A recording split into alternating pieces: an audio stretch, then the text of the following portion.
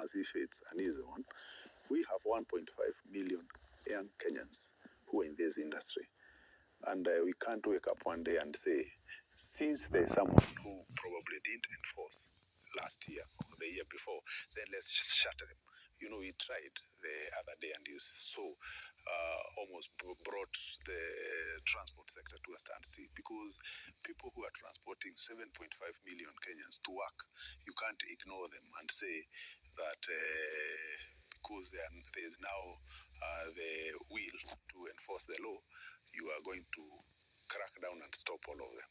It has to be gradual, and what we are doing is extending an olive branch. Since we are where we are, what do we do to ensure that they comply? The first thing is to ensure that they operate within the law by getting registered. And because registration costs 5,870,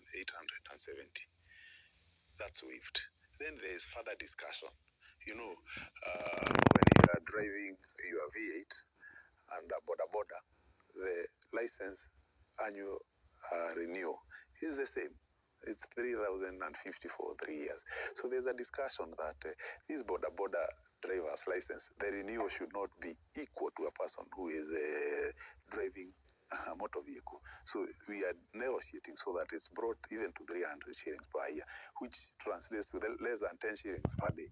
So I think to open up incentives that help them, make them feel they are valued, is the only way. But crack down, you know, if you go to our police stations as we speak, even without crackdown, the kind of litter we have out of motorcycles that were arrested and they have to be kept there as exhibit, we've just filled the entire of our police stores with these motorcycles. So something must give in, and the only way to give in is now the government to provide education and to provide training for these people. Then you can correctly now crack down, because you have given them an opportunity.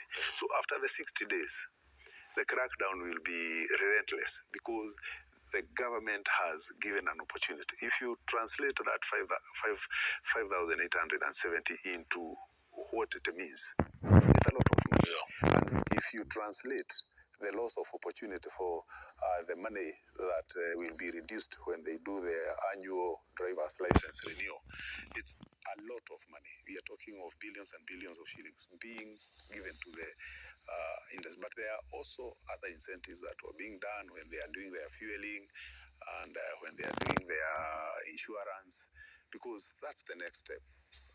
These people are not insured, even as they ride on the motorcycles. And when an accident happens, whether it's a third-party accident, you are left on your own, because these people are not insured. So we must have a solution also that makes them cooperate, and that's why we are pushing them to SACCOs.